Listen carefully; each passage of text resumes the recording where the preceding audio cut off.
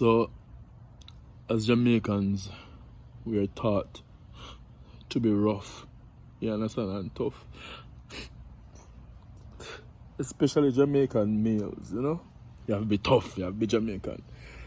But no matter where you come from, we all go through PTSD, post-traumatic stress disorder. And when you go back to the memories, they like, you know, you have anxiety attack, and mine was one day, me have a bad day.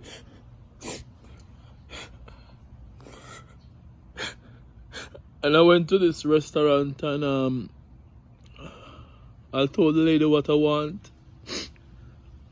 Whisper it to her, and she come back out from her back and come tell me, say, we don't have no oxtail gravy.